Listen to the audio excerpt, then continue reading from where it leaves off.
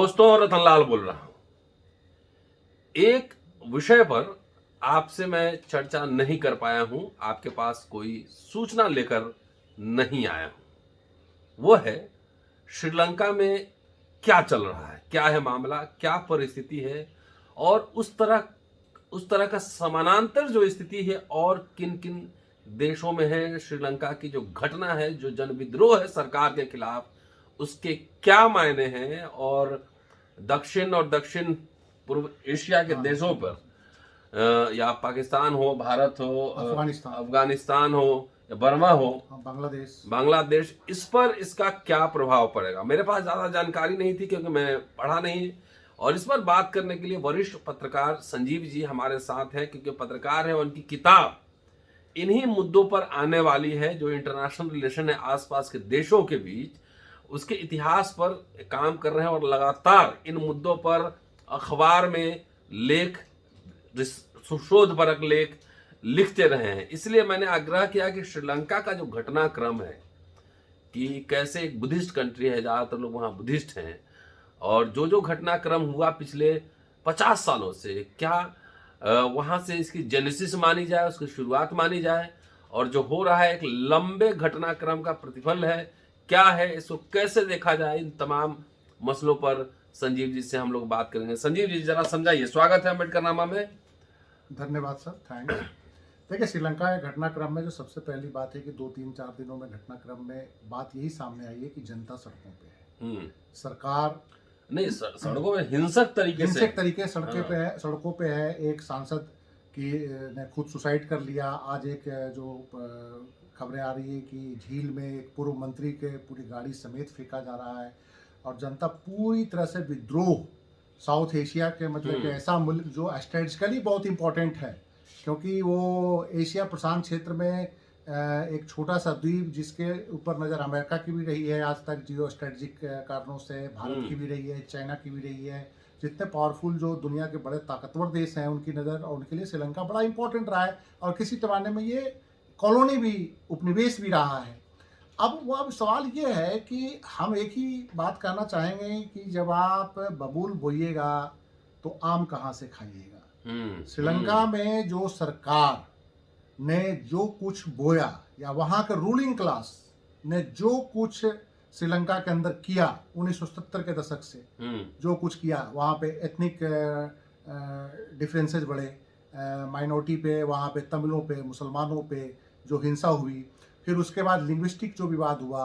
मतलब पिछले 40 साल से श्रीलंका जो है काफ़ी एक अनरेस्ट में था। बीच में शांति भी आई। अब तो देखिए कि अब तो अनरेस्ट ये है कि जो जनता किसी ज़माने में माइनॉरिटी तमिल, एथनिक लेवल पे तमिलों के अगेंस्ट थे, रिलीजन के बेस पे इस्लाम के अगेंस्ट थे, जो वहाँ मुसलमान थे उनके अगेंस्ट थे, और जिस सरकार के साथ थे, मेजॉरिटी जो कम्युनलिज्म का जो वहाँ पे जो एक नंगा नाच जो महिंदा राजपक्षे की जो सरकार वहाँ पे कर रही थी, और वही जनता वो महिंदा राजपक्षे और गोटबाया राजपक्षे जो दोनों भाई जो शासन कर रहे हैं, वो उनके खिलाफ हो चुकी है।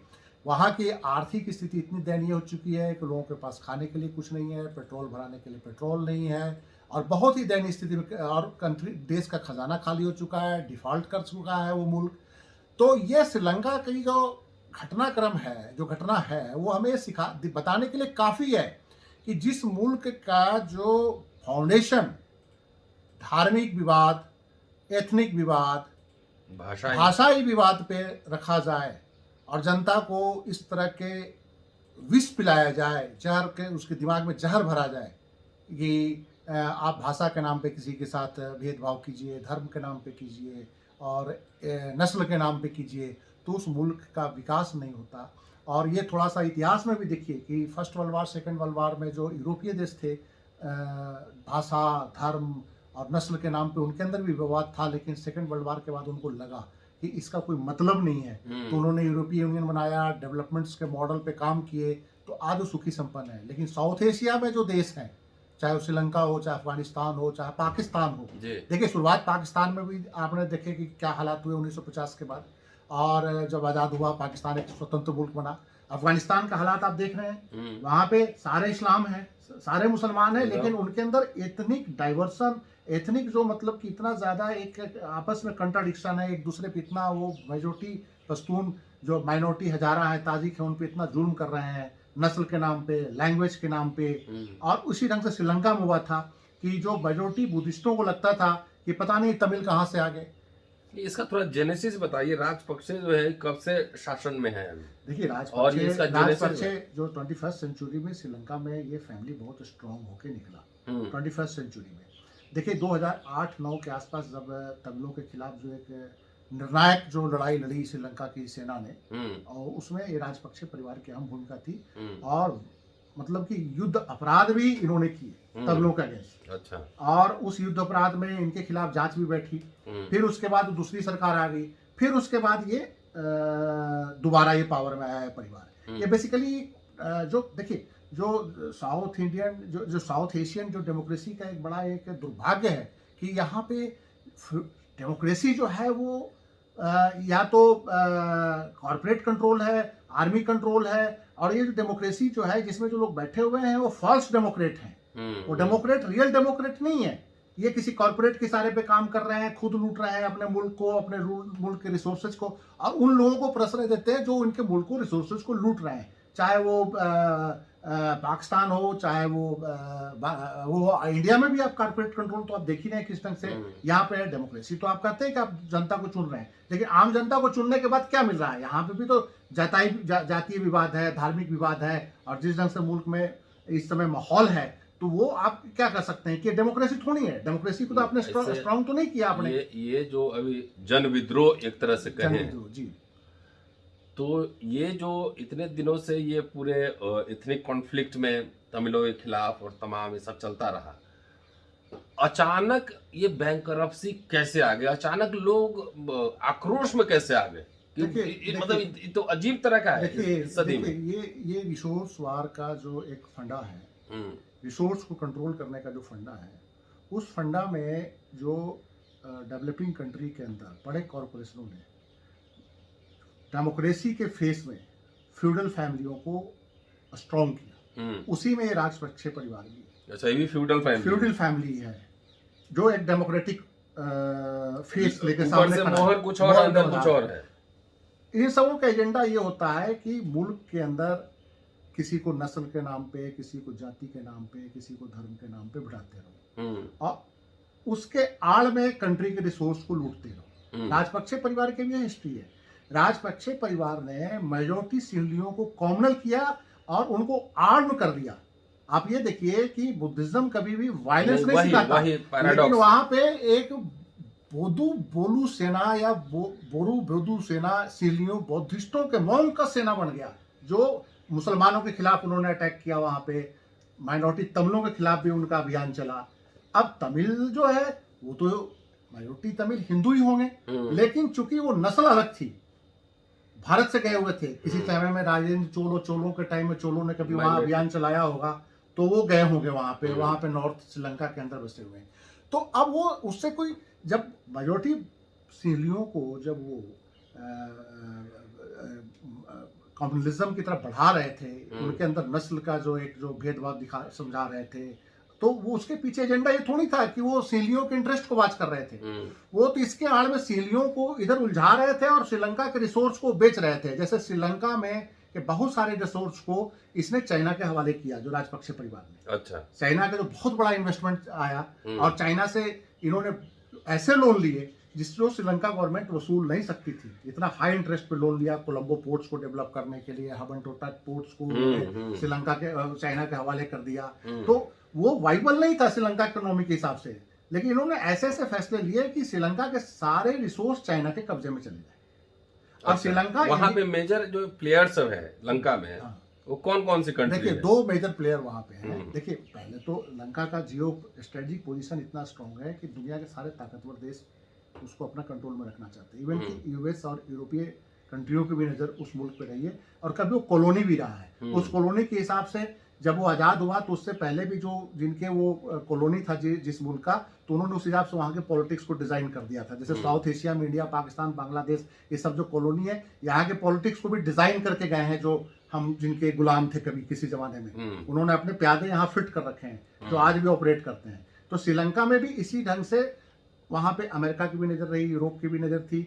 अब चाइना चूंकि मैरीटाइम पावर 2004 के बाद बढ़ा, चाइना ने जब ये डिसाइड किया कि हमें मलक्का के नीचे नीचे जाना है और अदन की खाड़ी तक जाना है, तो उस पूरे मैरीटाइम रूट पे श्रीलंका सबसे इंपॉर्टेंट जगह पे है। और श्रीलंका चूंकि इंडिया के इमीडिएट पड़ोसी है, तो चाइना का इंटरेस्ट होना वहां वाजिब था। अब श्रीलंका जो है इंडिया का इंटरेस्ट ये भी था कि इंडिया का जो एथनिक एक बहुत बड़ा पॉपुलेशन तमिलों का वहां रहता है लंबे समय से, इंडिया के लिए भी एक स्ट्रेटेजिक पोजीशन लिए हुए था कि इंडिया के भी अपने स्ट्रेटेजिक इंटरेस्ट है, चाइना के अपने स्ट्रेटेजिक इंटरेस्ट है। तो इस इंटरेस्ट में वहां के जो पॉलिटिशियंस हैं वो लुढ़कते रहे, कभी इंडिया की तरफ आते थे, कभी चाइना की तरफ जाते थे, और उसी में चाइना ने इसका नाजायज फायदा उठाया। और ये जो राजपक्षे परिवार है पूरी तरह से चाइना के कंट्रोल में भी था। जब एक क्राइसिस में आया तो इंडिया के पास आया फिर इसने कि हमें मदद कीजिए, हमें पेट्रोल। इस क्राइसिस में लगातार ये इंडिया के कांटेक्ट में थे और इंडिया ने इनको मौके पे मदद भी करी है। इनको जो पेट्रोल भी भेजा, इनको जरूरी खाद्य पदार्थ भी भेजे, जबकि वहाँ घट गया खाद्य पदार्थ, वहाँ खाने के लिए लोगों के पास नहीं थे, और इनको काफी कुछ उधार में भी इन्होंने दिया है। ये क्राइसिस से बचे, उसके बावजूद राजपक्षे परिवार इस क्राइसिस से नहीं बच पाया। और वही मेजोरिटी सिंगली उनके अब खिलाफ हो चुके हैं, जिस मेजोरिटी सिंगली को राजपक्षे परिवार ने कॉमनल बनाया था, जिस मेजोरिटी सिंगली को इन्होंने कहा था कि मुसलमान तेरे दुश्मन है, तमिल तेरे दुश्मन है, आज वही जो है सिंगली इनके खिलाफ सड़कों पे है, क्योंकि उनके पास खाने के लिए नहीं है, उनके पास मुद्रा की कीमत इतनी डिवेलुएट हो चुका है कि उसमें कुछ आ ही नहीं रहा है। तो इस परिस्थितियों में श्रीलंका क्या आज हाल बेहाल हो गया है। कल तो मैंने सुना कि भारत के रुपए की हालत भी खराब हो गई है, बहुत लुढ़क गया। हाँ, 78 रुपये आ गए। देखिए बात यह है कि जब आप अपना कंट्री का फाउंडेशन स्ट्रांग नहीं करेंगे, आप लगातार पिछले 40 साल से सुन रहे हैं कि हम रुपया को डॉलर के बराबर रखेंगे। रुपया किसी जमाने में डॉलर के बराबर था, लेकिन आजादी के बाद जब नीचे आते गया तो इसकी कोई सीमा ही नहीं है। जब मनमोहन सिंह गए थे तो 52 रुपये, 50 रुपये, 60 रुपये पे $1 था। उस समय खुद बीजेपी की जो नेता थे वो कहते थे कि डॉलर जब गिरता है तो हमारे देश की इज्जत गिरती है। डेफिनेटली आपका मुद्रा का जब वैल्यू घट रहा है तो आप पाकिस्तान पे तो हंसते हो कि पाकिस्तान का $1 जो है 200 रुपए के बराबर $1 हो गया, तो आपकी भी वही स्थिति हो रही है। मीन्स कि आपका फाउंडेशन कहीं ना कहीं इकोनॉमिक फाउंडेशन वीक है, तभी आपका पैसा गिर रहा है, आपका मुद्रा के वैल्यू गिर रहा है। तो ये सोचना पड़ेगा कि आप जिस दिशा में और जिस दशा में देश को लेके जा रहे हैं तो वो यही हालात होंगे अगर आपका इकोनॉमिक जो लंका में है वही अगर आप जातीय, धार्मिक और इस तरह के तनाव बढ़ाते रहेंगे और इकोनॉमिक फाउंडेशन आपका वीक होता रहेगा। देखिए अगर आप इस तरह के तनाव रखाएंगे तो इकोनॉमिक फाउंडेशन वीक होगा। दूसरा ये है कि पूरी तरह से क्रोनिक कैपिटलिज्म और मोनोपोलिक कैपिटलिज्म पे अगर आप चलेंगे तब भी यही हाल होगा जो श्रीलंका में हुआ है। आपको कहीं ना कहीं जो है लिबरल सोशल डेमोक्रेसी की तरफ जाना पड़ेगा जिसमें हर आदमी के हिस्से में कुछ है। अभी बताइए, ये एकल विद्यालय चला रहे हैं और वनवासी कहते हैं, जंगल में जाके काम करते हैं, और मध्य प्रदेश में बजरंग दल और राम सेना का नाम आ रहा है। 2 आदिवासियों की लिंचिंग करके मार दी। कल हमने देखा मुजफ्फरनगर में वो पूरा मुनादी पढ़ रहे हैं कि कोई एक पर्टिकुलर कास्ट का आदमी अगर जाएगा ट्यूबवेल पे या शमशान में जाएगा तो उसको 5,000 जुर्माना पीटा जाएगा। तो ये सब तो इस तरह का कॉन्फ्लिक्ट यहाँ भी दिख रहा है, खास तौर से जो वंचित जमात है उसको दबाया जा रहा है। ये तो देखिए जो न्यू इंडिया के लिए जो एक बात हमारे जो रूलिंग पार्टी या प्रधानमंत्री करते रहे हैं ये उसके खिलाफ है, बड़ी सीधी सी बात है। और अगर आप एक न्यू इंडिया और एक नया एक जब आप बाहर में मुल्कों में भी भाषण दे रहे हो कि हमारा मुल्क में ये हो गया, वो हो गया, अब ये हो गया, तो फिर ये घटनाएं क्यों हो रही हैं और इन घटनाओं को रोकने के लिए प्रशासन क्या कर रहा है। जब आदिवासी लंबे समय से आप कहते रहे हो कि दूसरों के प्रभाव वो क्रिश्चियन हो जाते हैं, पैसे के प्रभाव में क्रिश्चियन हो रहे हैं, कहीं कहते हो कहीं पैसे के प्रभाव में दलित भी धर्म बदल रहे हैं, तो फिर दलित अगर आप मुनादी करवाओगे कि हमारे वो कुएं पे ना आए, ट्यूबवेल पे ना आए, तो फिर उसके पास ऑप्शन क्या है कि वो क्या करेगा। फिर वो कहेगा कि अगर हमारे धर्म में हमारी रिस्पेक्ट नहीं है और हमें कोई रिस्पेक्ट सामाजिक और वो नहीं मिल रहा है तो फिर तो उसी धर्म की तरफ जाएगा ना जहाँ उसको लगेगा कि उसको सोशल रिस्पेक्ट है। तो ये तो खुद सोचना चाहिए इस सरकार को कि जो पहले भी इस मुल्क के अंदर आप कहते हो कि जबरदस्ती इस्लाम आया और उसने सबको मुसलमान बना दिया, लेकिन ऐसे जबरदस्ती तो कोई बनता नहीं। जबरदस्ती अगर बना रहता था मुसलमान माइनॉरिटी में कैसे धर्म बदलने के बड़े दो वाजिब कारण होते हैं कि या तो जातीय भेदभाव हो या कुछ आर्थिक कारण। आर्थिक कारण को भी मैं नकार नहीं सकता, आर्थिक कारण में भी होता है कि आर्थिक कारण से किसी को है कि फाइनेंशियली वो वीक है, किसी धर्म की तरफ से उसको फंडिंग हो रहा है, राज सत्ता के नजदीक है, ठीक है। इस्लाम के अपर कास्ट हिंदू भी जब इस्लाम की तरफ गए तो उसके कुछ आर्थिक कारण रहे उनके, क्योंकि वो जातीय भेदभाव से नहीं पीड़ित थे हिंदुइज्म में, लेकिन वो बहुत सारे आप देखे होंगे कि अपर कास्ट भी मुस्लिम इस मुल्क के अंदर हैं, पाकिस्तान के अंदर भी हैं, तो उनके कुछ आर्थिक कारण थे, वो तलवार के बल पे नहीं गए, वो सत्ता के नजदीक आना चाहते थे। लेकिन जो इस्लाम में जो दलित कम्युनिटी है या पिछड़ी कम्युनिटी है या क्रिश्चियनिटी में जो दलित कम्युनिटी इस मुल्क के अंदर है, उसका एक बहुत बड़ा कारण है कि आपके धर्म के अंदर कहीं ना कहीं ऐसी व्यवस्था रही है जिसमें वो अपने आप को उपेक्षित महसूस करते रहे। तो उसको ठीक करने के लिए और ये क्राइसिस को दूर करने के लिए जब आप पावर में है तो क्राइसिस आना ही नहीं चाहिए। ये तो बढ़ ही रहा है। ये इस क्राइसिस को तो आप खत्म कर सकते हैं, आपके पास रिसोर्स है। अगर कोई पैसे के बल पे अगर आपके किसी दलित को धर्म परिवर्तन करा रहा है तो आपके पास रिसोर्स है, आप उसको इतना रिसोर्स दे दीजिए कि दूसरे धर्म में जाने के लिए सोचे ही ना। आप उसको सामाजिक रूप से इतना स्ट्रॉन्ग कीजिए। पैसा तो भी बहुत है इनके पास, मैं कह रहा हूं सरकार ही है। सरकार जब है तो फिर उसको आर्थिक रूप से आप इतना सुदृढ़ कीजिए कि वो दूसरे धर्म की तरफ सोचे ही ना, और आप सामाजिक रूप से इस तरह से आप स्थिति लाइए कि उसको ये लगे ही ना कि हमें इस धर्म के अंदर भेदभाव हो रहा है। हालांकि वो अभी मैं देख रहा था कि उत्तर प्रदेश पुलिस ने कार्रवाई करी है। हाँ, जो बहरहाल उसमें बेसिक बात यह है कि धर्म का नशा जब उतरता है तो जो श्रीलंका हो जाता है। श्रीलंका हो जाता है। नहीं, अफगानिस्तान है आपके सामने। इस्लामाइजेशन में सबसे बड़ा उदाहरण अफगानिस्तान है। श्रीलंका तो अभी देख रहे हैं ना घटनाक्रम। इससे पहले पाकिस्तान की हालत भी तो यही हुई है ना। जनरल जियाउल हक ने मॉडर्न अयूब खान मॉडर्न थे। अयूब खान को एज ए जनरल हम देखें तो भारत से लड़ाइयां लड़ी, लेकिन वैचारिक रूप से ट्रिपल तलाक को उसने बैन किया। वो जनसंख्या नियंत्रण पे भी लॉ लेना चाहते थे, जिसपे हमारे यहाँ हमारी सरकारें लाना चाहती है एक इस्लामिक। लेकिन जनरल जिया ने पूरे मुल्क को इस्लामिजेशन की तरफ जब लेके गया, इस्लामीकरण किया, तो आज उसका रिजल्ट पाकिस्तान का देख लीजिए। बदहाली की स्थिति में वो मुल्क, मुल्ले कंट्रोल कर रहे हैं, मस्जिदों से कंट्रोल करते हैं कट्टरपंथी, सरकारें कांपती रहती है और जब चाहते हैं जो कर देते हैं। वहां गरीबी है, भुखमरी है, महंगाई है, हर चीज आप देख रहे हैं। तो वो तो फिर ये होना ही है कि अगर आप कट्टरपन बढ़ाइएगा तो ये होगा ही होगा।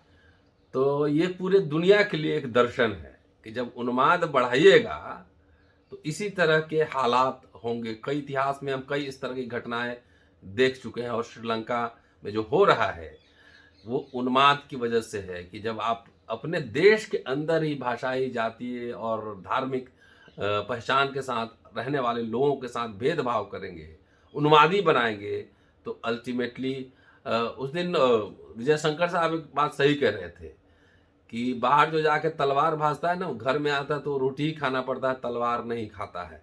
इससे सीख लेने की जरूरत है। शुक्रिया दोस्तों, और पूरा वीडियो देखते और शेयर करते रहिए। जल्दी मिलता हूँ अगले एपिसोड में। शुक्रिया संदीप जी। धन्यवाद।